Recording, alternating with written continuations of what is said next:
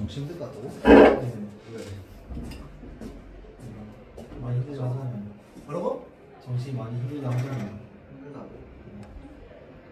근데 그건 있어. 만약에 갈 길이 정신밖에 없다면 배수의 진을 치고 왜냐면 내가 그랬거든. 나는 여러분 그렇게 하면 안 되지만 나 학교 다닐 때 공부를 좀 안 했어요. 그러니까 다닐 때 뭘 공부를 하느냐면요, 학교에서 공부를 안 했어요. 그때 약간 좀 어때지?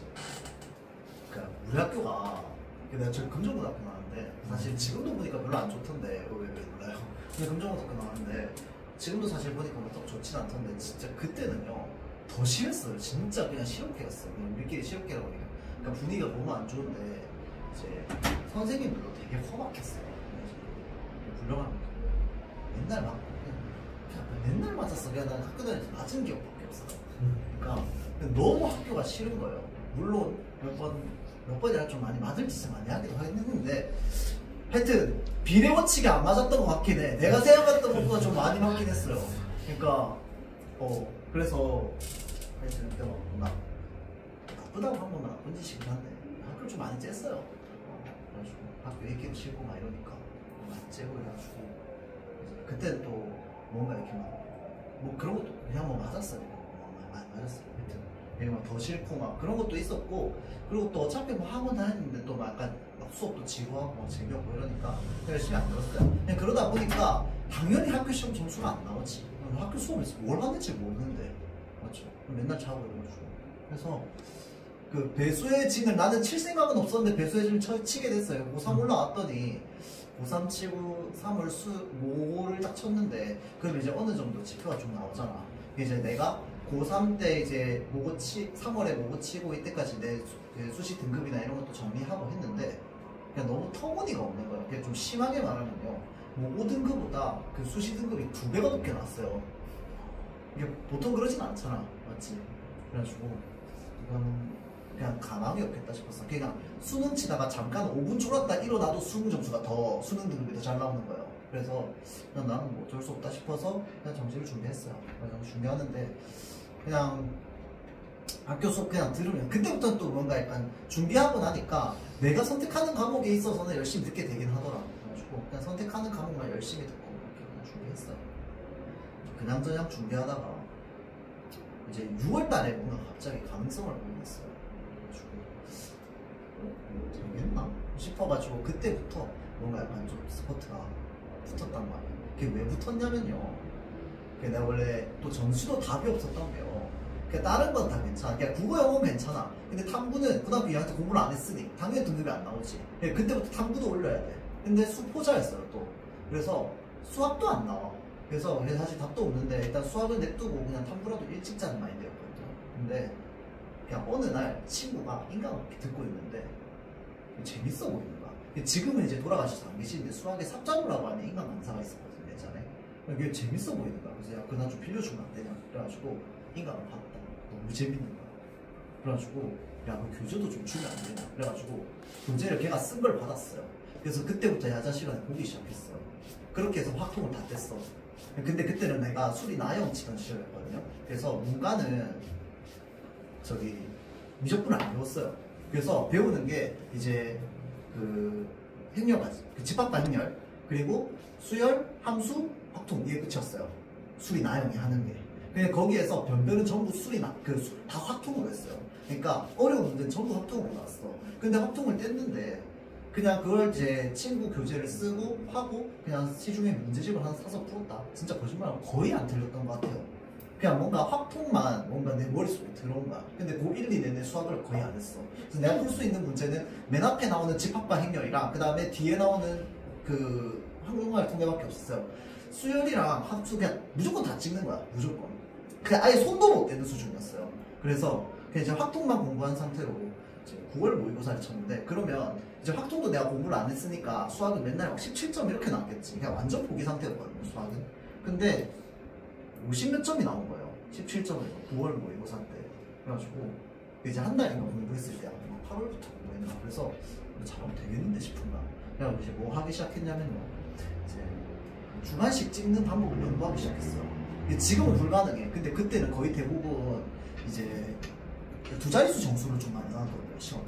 그래서 이제 제일 많이 나온 숫자 좀 찾고 그 다음에 이제 내가 풀 수 있는 문제 중에서 안 틀릴 수 있는 방법 찾고 그렇게 해가지고 그때 되게 자신 있었던 건 확통이 내가 뭘 풀어도 안 틀릴 수 있겠다는 자신이 있어. 무슨 4점짜리가 나오면 다 맞을 수 있어. 그래가지고 그 상태로 수능을 치러 갔지. 갔는데 그 해가 이제 그 문과 수능이 미적분을 안 치는 마지막 해였거든요. 그러니까 여러분이랑 비슷해요. 그러니까 역대 최고 그 이제 응시자 수였어요. 65만 명, 66만 명이 엄청 많았거든요. 그래가지고 우리도 이제 재수가 안 되는 상황이야. 난 재수가 망해. 그래가지고 이제 시험을 쳤는데 그 해가 진짜 완전 개 불수능이었거든요. 그냥 국어 치고 집에 간 사람이 있을 정도로 되게 불수능이었어요. 그때 당시에. 근데 국어도 힘들었는데 수학도 어려웠거든요. 근데 난 수학 치는데 난 수학이 어려운 줄 모르지. 풀어야 알지.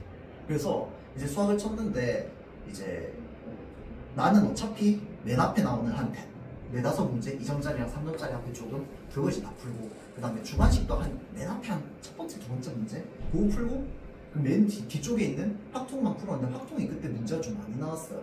많이 나왔는데 변별도 전부 확통에서 된 거야. 그래서 표준 점수가 되게 높았어요. 확통 문제가. 그래서 문제를 푸는데 진짜 딱 하나 빼고는 다 풀었어. 다 걸리는 거 빼고는 애매한 거.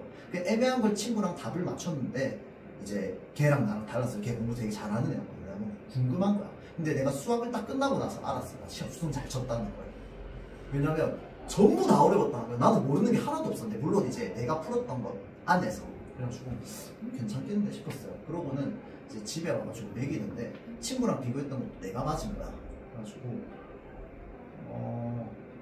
그거 일단 풀었던 거 다 맞았고 그 다음에 확통 다 맞았고 객관식도 찍어 300도 맞았어요. 대략적으로 숫자 좀 추론해가지고. 그래서 살면서 처음 받아본 점수를 수능 때 받아봤어요. 수학을. 그때 70점 좀 안 되게 받았나?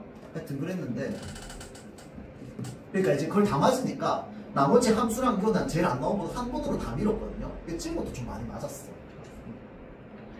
그때 3등급 후반인가? 이렇게 나왔는데 내 역대 최고 이제 그 수학 점수를 그때 좀 받았어요. 그래가지고 이게 당시 내가 재수를 할 수 없어가지고 못했지. 재수를 할 수 있었으면 아마 수학 때문에 또 더 하지 않았을까 라는 생각이 좀 들더라고요. 그래서 이게 그냥 못 마른 사람이 응용하면 엔간하면 되는구나. 탐구도 그래서 엔간하면은 그냥 뭐 1, 2는 그냥 늘 나왔던 것 같아요. 이제 3학년 때부터 시작을 했는데 물론 내가 다 완벽할 수는 없었겠지만 그 정도까지는 내가 노력한 만큼 좀 얻어가지 않았나? 그리고 또 내가 노력한 만큼 얻어갔다는 걸 또 어디서 느꼈냐면요. 난 수학을 잘 친 건 내가 알았거든. 점심 먹고 영어 치는데 긴장이 돼가지고 집중이 안 되는 거예요. 듣기 틀렸어요. 그래서 듣기를 하면서 이제 이걸 해야 되는데 막 심장이 두근두근한 거야. 난 내가 수학을 잘 쳤다는 걸 아니까. 이 영어까지 내가 원래 나오는 점수대로 하면 진짜 대박 났다 싶었거든요. 영어는 한 10점 꼬라박았어요. 그래서 여러분들은 심지어 이제 저기 절대잖아. 근데 우리 때는 3대라 가지고 10점 떨어지면 확 내려가는 거거든. 떨어졌는데 그때 난 진짜 수학이 너무 어려웠어가지고 그냥 뭐 표준 점수로만 따지면 원래 치던 것보다 잘 치기는 했어요. 그렇긴 했는데 하여튼 그걸 또 느끼긴 했어요. 수학이 오른 만큼 영어가 떨어지는 건 아니고. 근데 하여튼 내가 느낀 건 그냥 목마른 사람이 운을 파면 하는 만큼 나 못 나였어요.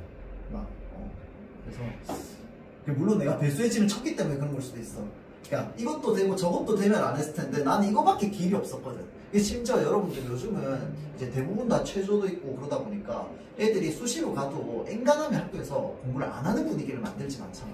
나는 그 애들 수시 합격한 애들이 진짜 매일매일 나보고 PC방 가자고 했어요. 매일매일 게임하러 가자고. 그걸 맨날 이겨내면서 나 혼자 정시 준비를 했단 말이야. 근데 진짜 힘들긴 힘들지. 근데 그거밖에 할 수 없다고 생각하니까 하게 되더라고. 그래서 그렇습니다. 그래서 뭔가 내가 요즘 물론 이제 과거보다 좀 더 정시가 빡세진 건 맞아. 왜 빡세졌냐면 응시자 수가 작아서 그래요. 우리 때는 60만 명이다 보니까 제길 애들도 많았어. 근데 이제 여러분들은 그게 조금 빡세니까 최대한 정시를 좀 피하려고 하는 것 같은데 나는 개인적으로 좀 겁먹지 말라고 해주고 싶어요. 나는 내가 겁먹지 말아도 되겠다라는 생각을 6월부터 한 게 조금 후회되기는 했어요. 할만하겠다는 생각 그때부터 한 게. 근데 생각보다 별로 안 어려워요. 그냥 하면서 느끼는 건 수능은 그냥 범위가 넓은 거지 배우는 게 어려운 건 아니다 라는 생각을 좀 많이 하고 있어요. 쉽지 않을까? 그러니까 꼭 여러분 꼭 해라는 건 아니야. 일단은 그 차선이어야 돼. 알겠죠? 차선이긴 한데 너무 겁먹지 마세요. 그냥 괜찮아. 자 볼게요. 쓸데없이 좀 오래 했네요. 자 재환화 용역을 제공받을 때 거래 대금을 신용카드나 체크카드로 지불할 수 있대요. 자, 신용카드는 자신의 신용을 담보로 돈을 지불하는 방식이고, 체크카드는 자신의 명의로 개설된 계좌에 예금을 해두고 전산을 통해서 그 돈을 찾아서 지불하는 방식이었습니다. 자, 신용카드나 체크카드에는 명의자가 명시되어 있어서 카드 명의자가 카드를 사용하는 것이 원칙이기 때문에 신용카드나 체크카드의 별도의 절차를 밟지 않아도 누가 누구에게 지불했는지가 명확합니다. 자, 여기까지 끊어볼게요. 자, 그래서 지금 여기서 말하고자 하는 건 뭐냐면요. 어찌됐건 간에 체크카드나 신용카드를 사용함으로써 그 쓴 돈의 주인과 돈이 어디에서 어디로 흘러갔는지를 명확하게 알 수 있다는 거야. 알겠죠? 자, 그래서 자, 체크카드, 신용카드에는 명의자가 명시되어 있어서요. 엔간하면 명의자가 카드를 사용하는 것이 원칙이긴 하지. 물론 엄마 카드 받아서 엄마 카드 쓸 수도 있지. 그쵸? 자, 그러나 어찌됐건 간에 원칙은 그거기 때문에 그것에 대한 소비는 누구에게 잡힌다? 카드 주인한테 잡힌다는 거야.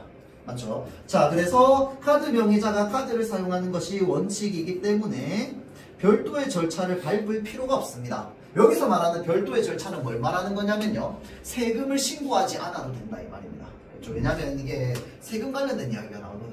그래서 여기서 말하는 별도의 절차는요. 굳이 누가 누구에게 돈을 줬는지를 확인시켜줄 필요가 없다 이 말입니다. 자, 따라서 세금을 부과하는 대상인 세원을 양성화하는 것이 용이합니다. 세원이라고 하는 것이 뭐야? 얘가 지금 돈을 벌어들였는데 이 돈의 출처가 어딘지를 찾는 거. 그게 세원입니다. 맞죠? 돈의 출처.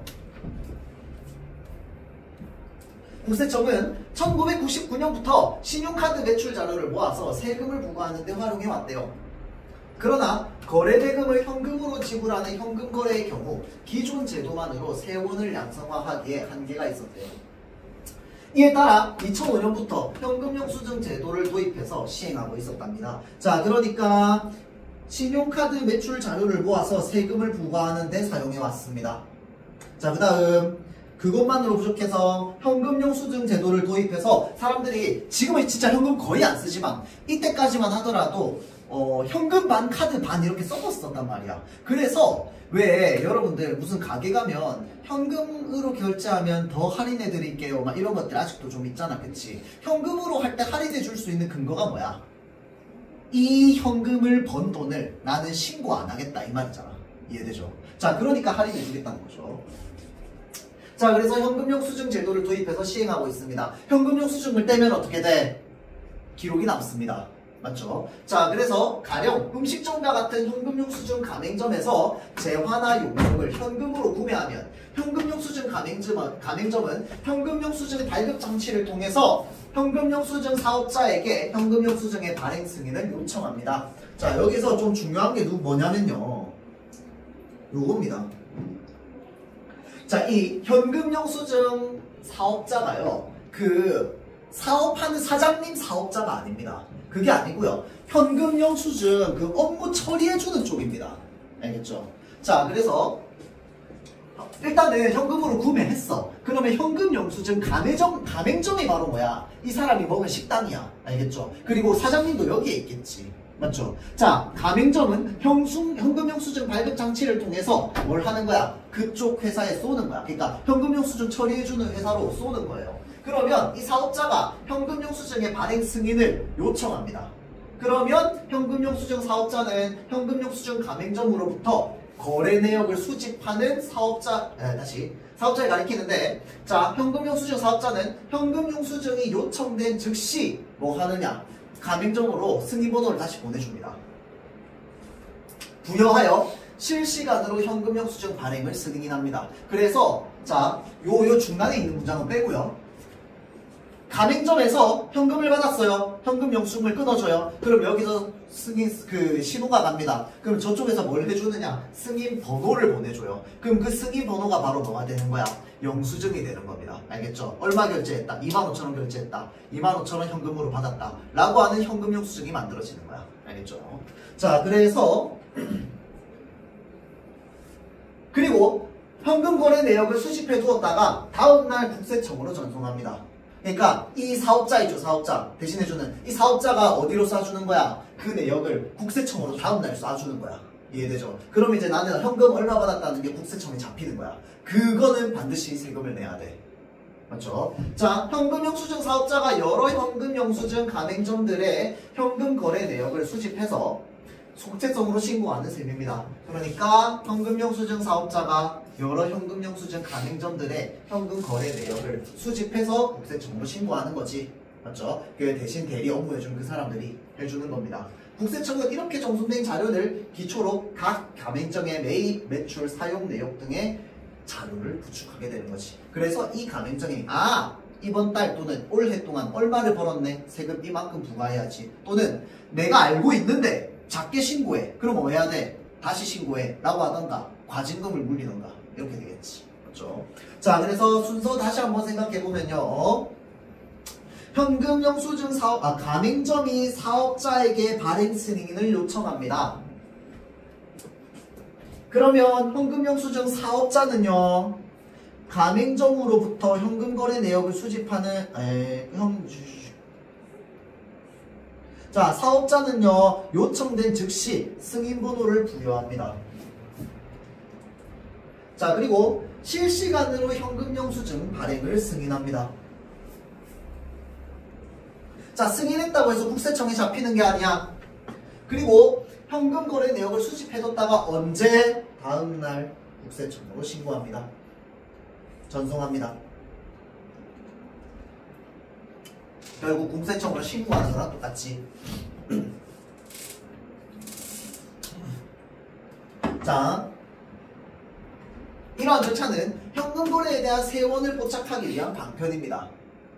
국세청에서는 전송된 현금 영수증 거래 내역을 이후 가맹점이 신고하는 세금 자료랑 비교하고 누락된 매출이 있는지 검증하여서 세금을 매기는 겁니다. 특히 부동산이나 병원 같은 의무 발행 업종의 경우 상대방의 요구와 상관없이 부동산이나 병원 같은 경우에는 10만원 이상의 현금 거래에서 영수증을 발급해야 됩니다. 이를 지키지 않으면 법률에 따라 미발급 금액의 50%가 과태료로 부과되거나 소득세법에 따라서 미발급 금액의 20%가 가산세로 부과될 수 있대요. 자, 현금 영수증을 발급받으면 구매자에게도 이익이 있습니다. 이게 사실은 현금 영수증을 많은 사람들이 좀 이렇게 끊으려고 하잖아. 그치? 현금을 내고 나면은. 그러니까 이게 사실은 생각해보면 국가가 되게 영리하고 똑똑하게 한 겁니다. 그러니까 그들끼리 신고하게 만드는 거야. 그러니까 국가가 사람들한테 맨날 세금 신고해, 세금 신고해. 현금 받은 거 똑바로 하냐고. 안 하잖아. 맞지? 안 하고 싶잖아. 그러니까 어떻게 하게 만드는 거야? 서로 신고하게 만드는 거야. 어떻게 하는 거야? 현금 쓴 사람한테 뭐 해줘? 현금 쓰고 현금 영수증 신청하면 세제 이득 주는 거야. 나중에 연말정산 이득 주잖아. 그치? 그러니까 새 현금 내는 사람들은 연말정산 받고 싶어 해. 그러면은 이 가맹점주들은 현금 영수증을 끊으니까 현금 영수증 사업자한테 그 기록된 게 국세청으로 올 거 아니야. 그쵸? 그러니까 알아서 신고가 되는 시스템입니다. 맞죠? 자, 그래서 현금 영수증을 발급받으면 구매자에게도 이익이 있습니다. 현금 영수증을 발급받은 구매자가 근로소득 또는 근로소득자의 부양가족인 경우 연말정산 시 일정 한도까지는 현금 영수증 발급 금액이 많을수록 소득공제 금액이 늘어나죠. 자, 구매자에게 어디였냐? 구매자에게 이익이 있는데 소득공제 금액이 늘어납니다. 그래서 세금을 더 많이 경감받을 수 있어요. 많이 나오죠? 많이 나오죠. 여러분 모르겠지만 13월에 월급이라고 하죠. 그 정도까지는 아니고 진짜 많이 나온다면 난 현금을 안 쓰거든요. 근데 우리 부모님이 이제 현금을 쓸 때마다 내 전화번호로 이렇게 뭘 해놓는 거예요. 그러니까 틈만 나면 현금을 쓰셨나봐. 내가 연말정산에 뭐가 잡혔는데 1년 동안 현금으로 1,000만원, 한 2,000만원 가까이 쓴 거예요. 무슨 현금으로 결제를 이렇게 많이 했지 싶었거든. 내 입장에서 좋지, 고맙지. 그래서 나중에 받아봤어요. 깜짝 놀라서 한 100만 원 가까이가 나온 거야. 그 연말정산으로. 그래가지고 와 이렇구나 생각해가지고 되게 했어. 이렇게 마치 부모님한테 용돈 받듯이 약간 그런 느낌인 거지. 맞죠? 하여튼 그래서 보통 그렇게 현금으로 쓰면 뭐라고 잡히냐면 재래시장으로 잡히거든요. 그래서 재래시장에 나 2천만 원 쓴 사람도 있었어요. 다시 볼게요. 현금 영수증은 단순히 현금을 지불한 사람에게 발급하는 것이 아닙니다. 관련 법령에서는 현금 영수증은 가맹점이 재화 또는 용역을 제공하고 거래 대금을 현금으로 받을 때 그 재화나 용역을 제공받는 사람에게 발급하는 것이라고 밝히고 있어. 그런데 이렇게 밝히면 누가 하냐고. 그러니까 뭐야? 구매자들로 하여금 하게 만드는 거지. 어떻게? 소득공제 시켜가지고. 그렇죠? 자, 그래서 끊으면 현금 영수증은 원래는 구매자를 위한 게 아닙니다. 맞죠? 구매자를 위한 게 아니라 가맹점의 돈의 흐름을 정확하게 알기 위해서야. 그렇죠? 자, 그래서 가맹점이 재화 용역을 제공하고 거래 대금을 현금으로 받을 때 그 재화나 용역을 제공받는 사람에게 발급하는 것이라고 밝히고 있습니다. 자, 보세요. 이거는 또 무슨 말이냐면요. 나중에 예시가 나오는데 재화나 용역을 제공받는다라고 하는 건 내가 병원에 갔어. 남의 돈으로 계산했어. 그런데 법적으로는 일단은 내가 치료를 받았으니까 재화나 용역을 이용한 사람은 나야. 맞죠? 나에게 주는 것이 원칙이다. 이 말입니다. 알겠죠? 즉 실제로 재화나 용역을 제공받는 사람에게 발급해 주어야 된다는 것입니다. 예를 들어 음식점에서 밥을 먹고 다른 사람 명의로 현금 영수증을 발급하는 것은 법을 어기는 행위입니다. 근데 대부분 다 하죠. 맞죠? 뭐 아빠 걸로 하든지 뭐 삼촌 걸로 하든지 뭐 다른 사람 걸로 하든지. 그렇죠? 자, 근데 법령에 따르면 이제 음식점에서 밥을 먹은 당사자가 현금 영수증을 받도록 한정해 놓고 있기 때문입니다. 이는 현금 거래의 경우 현금의 출처를 확인하는 것이 어려워 세원을 파악할 수 없기 때문에 아무런 관련이 없는 제3자가 현금 영수증을 발급해도 확인할 길이 없습니다. 그렇죠? CCTV를 보지 않는 한. 자, 즉 현금 거래나 카드 거래 모두 재화나 용역을 제공받는 대상과 대금을 지불하는 주체가 일치해야 합니다. 자, 현금 거래나 카드 거래 모두 사실은 자, 재화나 용역을 제공받는 대상과 대금을 지불하는 주체가 일치하게 하고 싶어서 이렇게 법을 정해놓은 겁니다. 근데 뭐 경우에 따라 안 될 수도 있지. 그렇죠?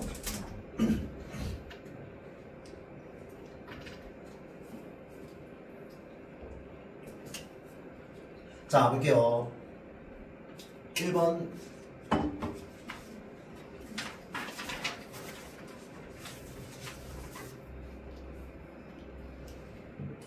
자, 윗글의 내용과 일치하지 않는 것은 이라고 되어 있습니다. 자, 현금 영수증 제도는 신용카드 제도가 시행된 이후에 시행되었나요? 아까 살짝 표시하긴 했는데 아닙니다. 현금 영수증이 더 나중에 됐어요.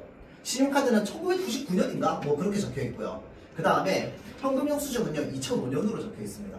알겠죠? 자, 그래서 현금 영수증 제도가 미안합니다. 잠깐만. 이후 시행된 거 틀렸다가 아니면 맞는 말죠. 맞는 말. 미안합니다. 자, 다음 신용카드나 체크카드는 카드에 명시된 카드 명의자가 사용하는 것이 원칙이다. 이거 아까 마지막에 있었다. 그치? 카드 사용자가 재화나 용역을 이용하는 거, 현금을 지불한 사람이 재화나 용역을 이용하는 거, 이것을 원칙으로 두고 있습니다. 그렇죠? 자, 다음 현금 영수증 가맹점은 현금 영수증 사업자의 요청에 따라서 승인번호를 부여한다. 맞나요?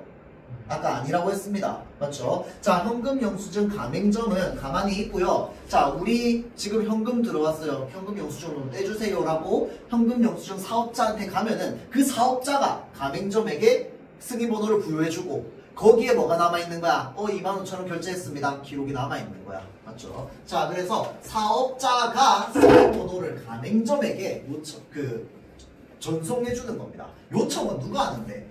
가맹점이 사업자한테 하는 겁니다. 알겠죠? 자, 그래서 지금 요청 틀렸고 승인번호 부여 틀렸습니다. 자, 다음 구매자가 근로소득자일 경우 일정 한도까지는 현금 영수증 발급 금액이 많을수록 이익이다 라고 되어 있는데 요것도 나와있던 지문에 따르면 현금 영수증을 많이 발급받으면 발급받을수록 이제 세금 혜택이 많기 때문에 그렇습니다. 맞는 말. 자, 다음. 국세청은 현금영수증 사업자가 전송한 자료를 바탕으로 가맹점의 매입, 매출 등의 자료를 구축한다 라고 되어 있는데 또 맞다 그쵸?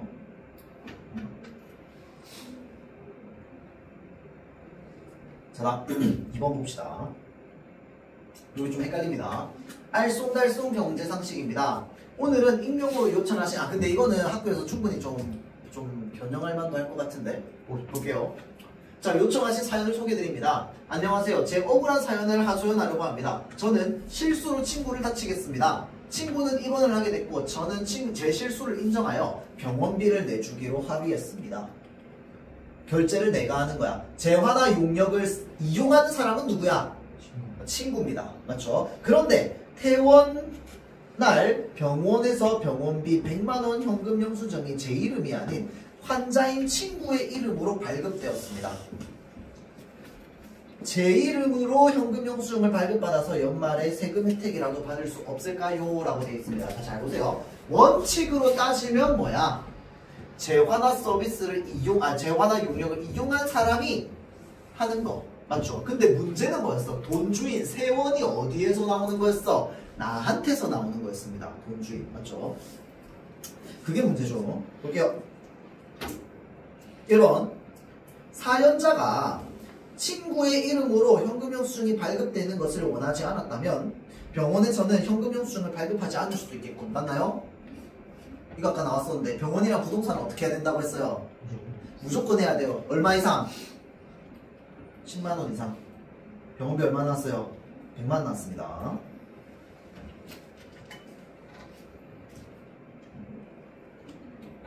틀렸고요. 사연자는 현금영수증 사업자에게 병원비를 지불한 사람이 본인임을 밝히면 현금영수증의 승인번호를 다시 부여받을 수 있겠군. 맞나요? 아닙니다. 왜 그러냐면 어찌됐건 간에 서비스 이용한 사람 누구야? 얘야. 맞지? 자, 그러니까 그 가서 신고해봐야 결국은 돈 낸 사람이랑 서비스 이용한 사람이 다르다는 것만 증명되는 거지, 그게 얘가 이제 내 돈이라는 이유로 현금 영수증을 받을 수 있는 근거가 되는 건 아닙니다. 맞죠? 애초에 받을 수 없어요. 자, 그래서 사연자가 현금으로 병원비를 지불하였지만 병원에서 치료를 받은 당사자가 친구이므로 사연자가 현금 영수증을 발급받는 것은 법에 저촉되겠군. 맞나요? 맞죠. 네, 틀린 말은 맨 맞는 말이야. 맞죠? 자, 현금 영수증의 승인번호를 다시 부여받는다는 건 또 다른 말로 하면 뭐야? 현금 영수증의 주인을 얘로 바꾼다 이 말이잖아. 그렇지? 근데 그거 안 된다며. 맞지? 그럼 그렇게 하면 법에 저촉되지. 맞죠? 자, 왜? 서비스를 이용한 사람이 친구이기 때문에 그렇습니다. 알겠죠? 용역, 이용.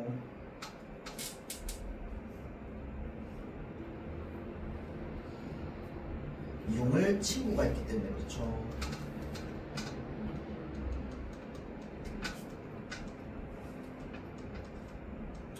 자, 다음 4번.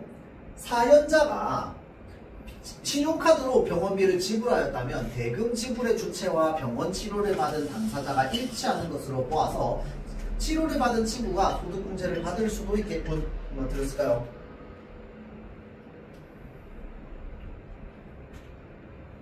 뭐라고 돼 있어요 지금? 신용카드의 주인 누구야? 거기서 결제했어요. 그러면 사실 실제로 용역을 이용한 사람은 친구가 맞지. 그런데 그걸 국세청에서 아냐고 모르잖아. 그러니까 그 기록에 찍힌 걸로만 보면은 사람들은 그 국세청에서 뭐라고 생각하는 거야? 이 병원을 이용한 사람이 사연자라고 생각하는 거지. 이해되죠? 그럼 결국은 세금 혜택을 누가 봐? 사연자가 보지. 이해되죠? 치료를 받은 친구가 소득공제를 받을 수 없습니다. 알겠죠? 자, 다음. 사연자가 친구의 이름으로 발급된 현금 영수증을 국세청에 제출한다면 그래서 여러분들 이런 건 좀 너무 속물인가? 친구들이랑 돈 모아서 공부해야 할 때요 자기가 돈 때문에 공부해야 하는 게 더 좋습니다. 나중에 어른 되고 나면 직장을 가지고 나면 직장이 없으면 말짱꽝이야. 근데 직장을 가지고 나면 어찌됐건 내가 근로소득을 받잖아. 그쵸? 근로소득을 받는데 친구들이랑 뽀빠이에서 자주 낸다고 생각해봐봐. 근데 그러면 맨날 나는 뭐 하는 거야? 현금으로 받고 내 돈을 결제하는 거 아니야. 그치? 그래서 나는 한 달에 월급이 300이야. 근데 맨날 뽀빠이에서 냈는데 맨날 내 쓰는 돈은 400이야. 카드로. 근데 현금은 내가 친구들한테 계속 받아. 그럼 나는 어차피 계속 쓸 수 있잖아. 그러면 소비가 계속 늘어날 거 아니야. 그럼 나중에 연말정산 때 뭐 받아요? 많이 받지. 왜냐면 이게 연말정산에 받는 이유는 뭐냐면요. 내가 그 소비를 하잖아. 그치? 그럼 소비에는 뭐가 붙어요? 부가가치세가 붙잖아. 그러니까 그 세금으로 너무 많이 냈다는 거야. 그래서 내가 원래 냈어야 되는 내 소득의 세금보다 부가가치세, 소득세 이런 모든 세금들을 다 더해서 너무 많이 냈으면은 많이 낸 만큼 돌려받는 거거든. 그래서 뭐 그렇습니다. 나중에 직업이 생기고 나면. 자, 다시 볼게요. 사연자가 친구의 이름으로 발급된 현금 영수증을 국세청에 제출한다면 국세청은 병원의 현금거래 자료에 누락분이 없는지 검증하여 과태료나 가산세를 부과할 수 있겠군이라고 되어 있습니다. 맞죠? 자, 그래서 여기서 틀린 이유는 뭡니까? 자, 친구의 이름으로 발급된 현금 영수증을 국세청에 제출한다면 어떻게 돼? 아무 문제 안 생겨요. 맞지? 왜냐면 그냥 나는 이 세상에 내 100만 원이 없어진 거랑 똑같은 거야. 그냥 제 100만 원이 된 거랑 똑같은 거예요. 왜? 어차피 용역 이용한 사람 친구야. 내가 돈 줬어요. 얘가 100만 원 결제하면서 지가 현금으로 결제하면서 지 이름으로 현금 영수증 끊어. 난 아무렇게나 뭐 할 수 있는 게 아무것도 없어요. 맞지? 그러면 돈을 결제한 사람도 지고 서비스를 이용한 사람도 지잖아. 맞지? 자, 그렇기 때문에 법원이 과태료나 가산세 부과할 필요 없습니다. 그냥 합법적이에요. 그렇죠? 그냥 나만 기분이 별로 안 좋은 거야. 맞지? 자, 다음 3번. 자, 가에 의해 발생하는 효과로 가장 적절한 것은 이라고 되어 있습니다. 가가 어디 갔나?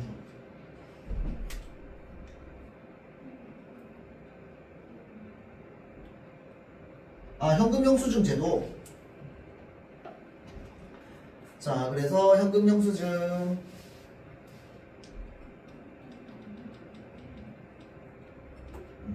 자, 가에 의해 발생하는 효과로 가장 적절한 거 현금 영수증. 자, 거래 대금을 현금으로 지불하는 구매자 개인정보를 숨기는 것이 가능해진다. 맞나요? 아니지. 드러나지. 소비를 어떻게 했는지, 어디에서 어디로 돈이 흘러갔는지 이런 것들을 알 수 있게 됩니다. 맞죠? 틀렸죠? 자, 다음 2번. 의무 발행 업종을 확대해. 그러면 현금 영수증의 총 금액이 줄어들까요? 늘어날까요?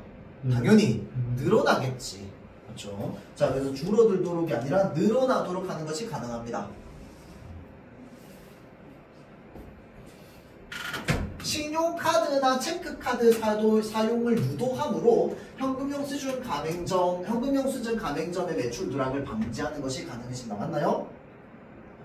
아니지. 자, 여러분들 이게요 되게 말이 아이러니한 게, 잘 보세요. 현금 영수증을 실행하면 매출 누락을 방지하는 건 맞아. 그러면? 맞아요.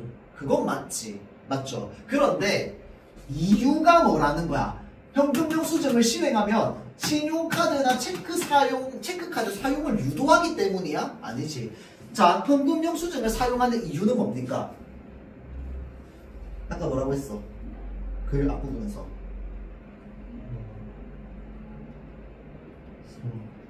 세원 확보입니다. 이 사람이 자기가 돈 벌었다고 지금 신고했는데 그 돈이 어디에서 어떻게 번 것인지를 탁탁탁 나눠서 알 수 있기 때문이야. 알겠죠? 그러니까 예를 들어서 보통 사업자들이 신고를 하는데 현금은 신고 잘 안 한단 말이야. 맞지? 근데 그렇다고 해서 빵원이라고 하면 돼? 안 돼? 바로 직원 나오지. 그러니까 적당히 속여야 될 거 아니야. 맞죠? 그러니까 이제 속이는 사람 입장에서도 내 카드 매출, 현금 매출 싹 해가지고 내 1년 매출 쫙 봤더니 한 요 정도는 없다고 쳐도 될 것 같은데 쓱 내는 거야. 맞죠? 자, 그러면 뭐야? 알 수 있는 방법이 없잖아. 현금을 얼마나 벌었는지.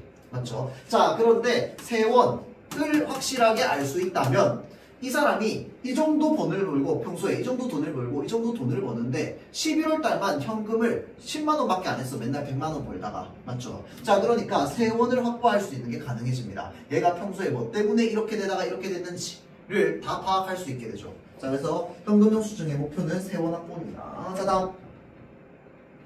자, 근로소득자의 부양가족인지 여부에 따라서 연말정산 시 구매자의 소득공제 금액을 차감하는 것이 가능해진다라고 되어 있습니다. 자, 여기서는 이게 지금 틀렸는데 뭐가 틀렸을까요?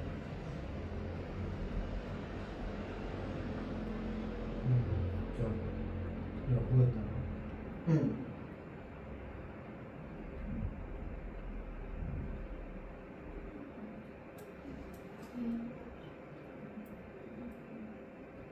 그러니까 이게 문장이 이상한데 여러분 잘 보세요. 자, 그 현금영수증을 끊어. 맞지? 그러면 어떤 근로소득자의 부양가족인지의 여부에 따라서 연말정산 시 구매자의 소득공제 금액을 차감하는 것이 가능해지는 게 아니고, 예를 들어서 근로소득자의 부양가족이라고 칩시다. 근데 여러분들이잖아. 맞지? 여부에 따라서가 아니라 여러분들이 소득공제 받을 수 있는 건 없습니다. 맞죠? 그게 아니라 이 근로자를 기준으로야. 맞지? 이 근로자를 기준으로 연말정산 시 구매자의 소득공제 금액을 차감하는 것이 가능해진다. 이것도 틀렸는데 뭐가 틀렸을까요? 소득공제 금액을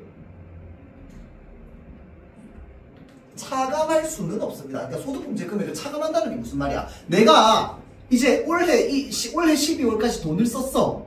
그래서 내년에 받아야 돼. 근데 걔를 마이너스 시킨다고요? 무슨 방법으로? 맞지? 내가 1년 동안 했던 소비의 양을 마이너스 시킬 수는 없습니다. 이미 소비는 다 끝났는데. 맞죠? 자, 그러니까 소비를 증가하는 건 가능할 수 있겠지. 맞죠? 그런데 차감할 수 있는 방법은 없습니다. 맞죠? 이미 소비는 시간이 끝났어. 맞죠? 이미 다 지나갔습니다. 자, 그래서 차감할 수도 없죠.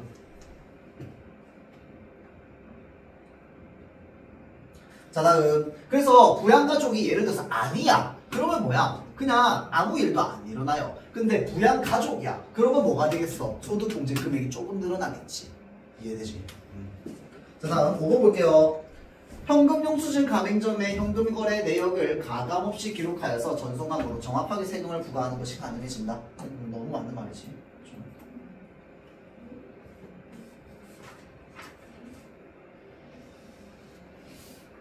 자, 이렇게 하고 지금 사실은 택배는 지난번에 했다고 하니까 요거를 내 생각에는 지금 13번 채권 지문이요 조금 시간이 오래 걸릴 것 같거든. 그래서 요거를 2시간에 나눠서 끊어서 좀 해봅시다. 이거 아직 안 읽어봤지? 맞죠? 그러면 오늘 하다 보면 한 앞부분 중간 부분쯤까지 읽다가 마칠 것 같은데, 그러고 나서 숙제를 좀 풀어보세요. 그렇죠? 자, 볼게요.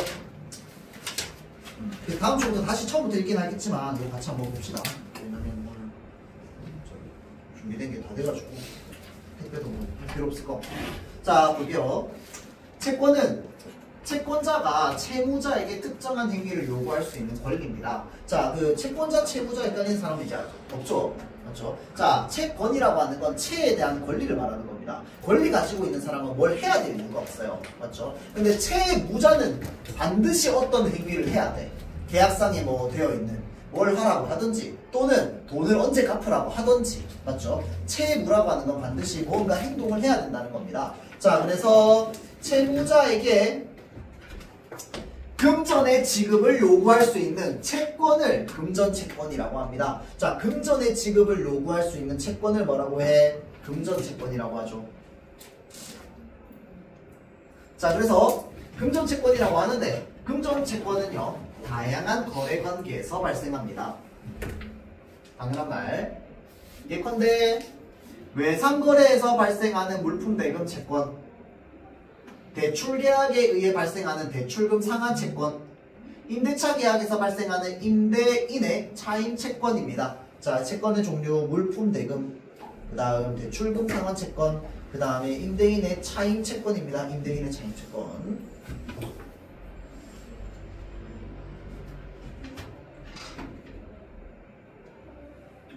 채무자가 돈을 지급해야 하는 날을 지급기일이라고 하는데, 지급기일은 대개 계약으로 정해집니다. 당연한 말. 자, 다만 금전채권 중에서 지급기일이 정해지지 않은 것도 있대요. 이게 문제네. 자, 금전채권 중에서 지급기일이 정해지지 않은 게 있답니다.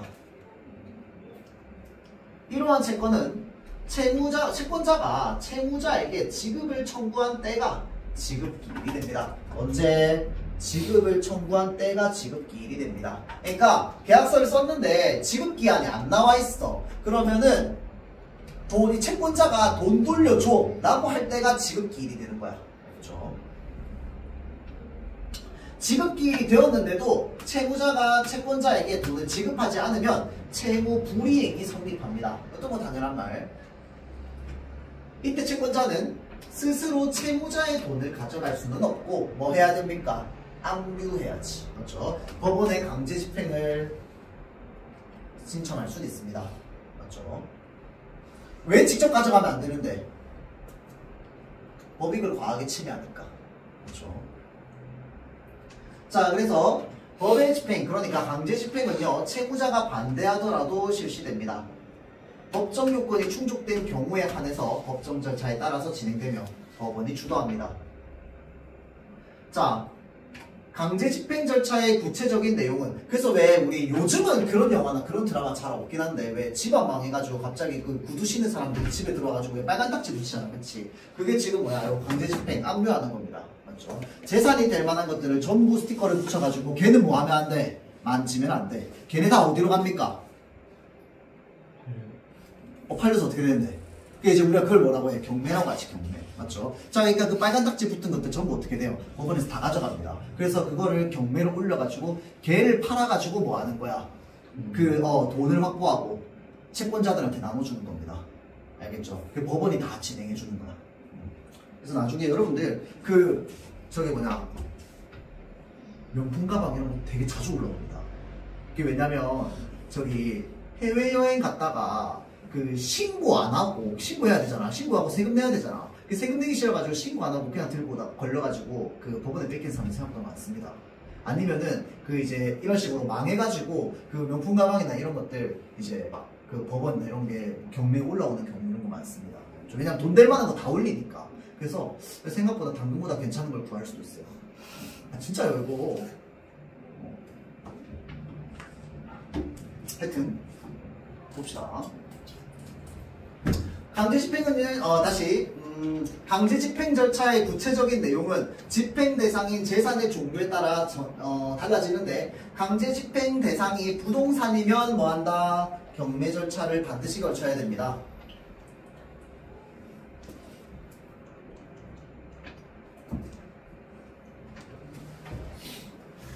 자, 그래서 지금 부동산 얘기하겠네요. 그러면 경매 절차는 채권자가 경매의 목적물을 특정하여 법원에 경매를 신청함으로써 진행되는데, 그러니까 이거 경매는 누가 시키냐면요, 채권자가 경매 신청하는 겁니다. 그러니까 채권자가 채무자한테 자꾸 돈 달라고 하는데 안 줘. 그러면 뭐 해? 마지막으로 저 사람 가지고 있는 집 팔아주세요. 이렇게 되는 거지. 맞죠?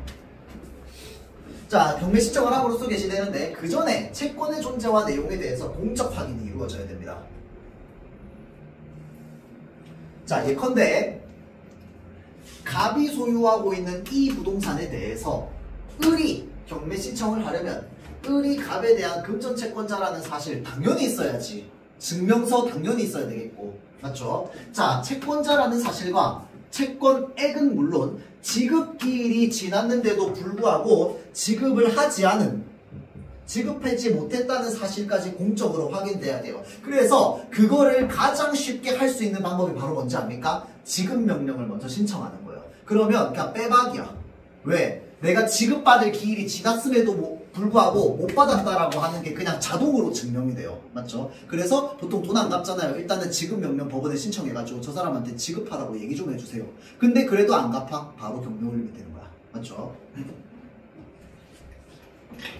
자, 그래서 이러한 공적 확인은 판결에 의해서 이루어지는 것이 원칙입니다. 자, 그러니까 원래로는 이제 공적 확인은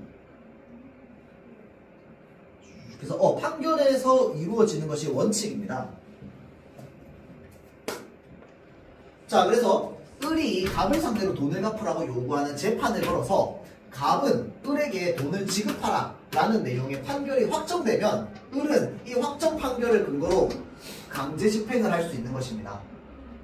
자, 경매 절차가 개시되면 법원은 목적물의 현상을 그대로 유지하기 위한 조치를 하는데, 자, 법원은 목적물의 현상을 그대로 유지하기 위해서 조치를 하는 게 뭐였어? 빨간 딱지 붙이는 겁니다. 근데 부동산에 빨간 딱지를 붙일 수 없잖아. 맞지? 그래서 어떤 조치를 하냐면요. 이걸 압류라고 하는데, 그러니까 그 소유권을 어디로 이전시키는 거야? 법원으로 이전시키는 겁니다. 알겠죠? 법적 소유권을. 자, 그래서 압류라고 합니다. 목적물이 이제 부동산인 경우에 경매 절차가 개시되면 부동산에 관한 권리를 공시하는 공적장부인 등기부에 어떻게 하느냐? 압류 등기라고 딱 정해놓습니다. 등기는 누구나 볼 수 있죠. 우리도 지금 이 건물에 등기 보려면은 가가지고 떼달라고 하면 됩니다. 맞죠? 그럼 이제 공적으로 이 건물에 대한 소유권, 지역권, 뭐 다양한 권리들, 채권자들의 목록을 쫙 다 볼 수 있어요. 우리도. 알겠죠? 자, 그래서 압류 등기를 기록하는 방식으로 압류가 이루어집니다. 공시가 되죠. 그러니까 공적으로. 자, 그 후 법원은 압류된 물건을 팔아서 돈을 마련하는 매각 절차를 진행하는데 이 절차에서 가장 높은 가격을 제시한 사람을 매수인으로 선정합니다. 이건 경매니까 당연하지. 맞죠? 자, 그래서 가장 높은 가격 제시한 사람 매수인으로 선정할 거고 당연히 이렇게 선정된 매수인이 자신이 제시했던 가액을 법원에 납부하면 매수인은 즉시 경매 목적물의 소유권을 취득하게 되겠지. 경매로 얻었으니까 당연히 취득하게 될 거고요. 이에 따라 채무자의 소유권은 소멸하게 됩니다. 그렇죠? 자, 또한 압류 등기보다 나중에 채무자가 소유자임을 전제로 발생했던 권리들도 모두 자동으로 소멸하게 됩니다.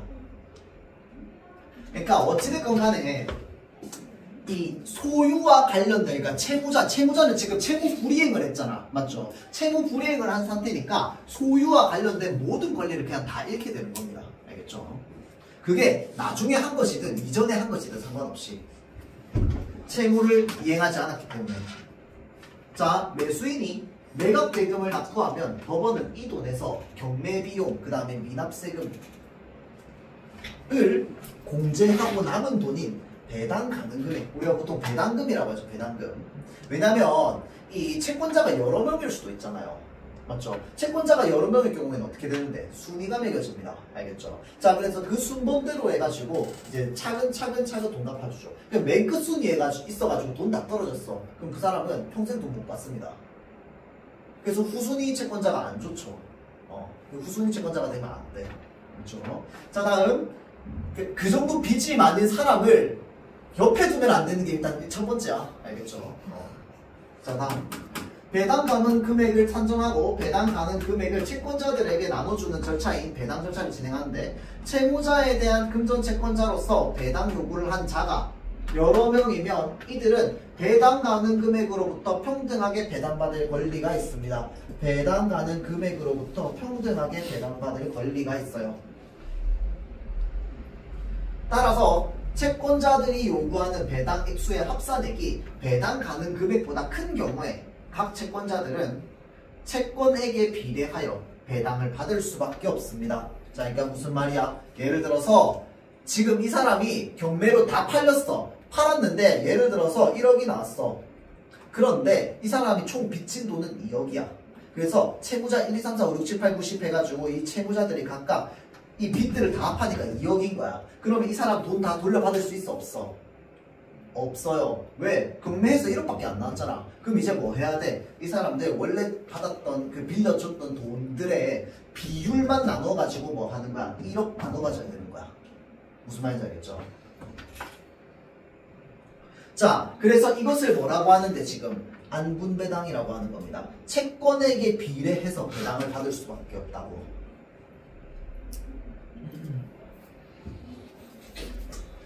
자, 위의 예시에서 이 부동산에 대한 경매 절차를 거쳐서 채권자들에게 배당될 수 있는 돈이 1억 원이 납니다. 채무자 갑에 대해서 을은 1억 원, 병은 3억 원의 금전채권을 각각 가지고 있대요. 그럼 얘 1대3이네 얘네들.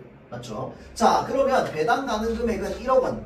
을, 병에게 1대3의 비율로 안분 배당됩니다. 둘 다 빌려준 돈 제가 못 받지. 맞죠? 따라서 을은 2,500만원, 병은 7,500만원 배당받습니다. 을이 이 부동산에 대한 경매 절차를 주도했고 병은 이러한 경매 절차에서 배당 요구를 하고 배당 절차에 참가했더라도 마찬가지입니다. 그 말은 무슨 말이냐면 배당 요구하고 배당 절차에 참가만 했어도 어찌됐건 간에 비율에 맞춰서 받는다는 거야. 주도는 의리했지만 병은 뭐만 하면 되냐면요. 배당 요구를 하면 됩니다. 근데 이 배당 요구를 그냥 가만히 있으면 되는 게 아닙니다. 법원 가서 신청 안 하면 배당 요구 신청이 안 돼요. 알겠죠? 법원 가가지고 배당 요구 신청을 따로 해야 돼요. 채권자가. 자, 그래서 한편 안분배당 원칙에 대한 예외로서 자, 경매의 목적물인 부동산에 담보 물권이 설정된 경우가 있습니다.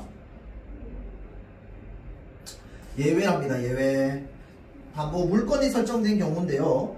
자, 담보 물권자는 그 목적물의 매각 대금으로부터 자신의 채권 가액 전부를 받아갈 수 있는 뭐가 있냐면 우선 변제권을 가집니다. 이게 무슨 말일까요? 그러니까 이 사람이 얘한테 돈 빌리고 얘한테 돈 빌린 것도 있는데 그 와중에 또 뭐도 했냐면요. 이 건물을 담보 잡아가지고 대출까지 낸 거야, 은행에. 그러면 돈은 누구 거 먼저 갚아야 돼? 은행 거 먼저 갚아야 돼. 왜? 얘는 담보 목적물이니까. 이해되죠? 자, 그래서 담보 물권이 설정된 경우가 있는데 또 있습니다. 담보 물권이 설정될 수 있는 경우. 전세 들어오고. 그러니까 얘가 진짜 악질이 나서 사람들한테 그냥 돈도 빌렸는데요. 은행에 이걸 담보로 대출도 냈어. 그리고 이 집은 자기가 안 살고 전세까지 내줬습니다. 그래서 나는 지금 이 전세 세입자한테 전세금까지 받았어요. 그러면 일단 담보 물권이 설정된 사람은 누구냐면요. 지금 여기 전세 들어와 있는 전세 세입자. 그 다음에 요 은행입니다. 무슨 말인지 알겠죠? 그럼 얘네들 돈 다 갚고 나서 그냥 돈 빌려준 사람들 한 푼도 못 받을 수 있는 거야. 무슨 말인지 이해되죠?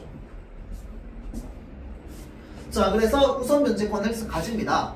스스로 경매 신청을 한 경우는 물론 다른 채권자가 경매 신청을 하더라도 자신의 채권액을 우선 변제받을 수 있습니다. 그래서 예를 들어서 나는 전세 들어와 있어가지고 얘가 파산된 줄 몰랐어. 근데 알아서 우편물이 날아옵니다. 그래서 날라와가지고 지금 이 사람 파산해가지고 경매 절차 들어가야 된다고 알아서 알려줘요. 그럼 나는 뭐 하러 가면 되게요? 배당 요구 신청하러 가야 됩니다. 그거 신청 안 하면 안 돼. 알겠죠? 그러니까 나는 어차피 이 사람의 채권자라는 거, 그러니까 얘가 내 전세금 들고 갔다는 건 이미 어디에 들어가 있어? 내 저기 전세 계약서에 이미 들어가 있어요. 맞지? 자, 그렇기 때문에 나는 이 사람한테 돌려받을 돈이 있고, 근데 몰랐어. 몰랐다 하더라도 다른 사람이 경매 신청을 해가지고 이 사람 재산이 다 경매에 넘어간 거야. 그러면 나는 나중에 배당 요구하러 가면 됩니다. 알겠죠? 몰랐다 하더라도. 자, 그래서 우선 변제 받을 수 있습니다. 뭐 전세세입자 또는 저기 담보로 설정해놓고 저기 그 은행 빌려준 은행들은. 맞죠? 자, 담보 물건은 그래서 돈 빌려줄 때 담보가 중요하지. 알겠죠? 자, 담보 물건은 등기부를 통해서 공시됩니다.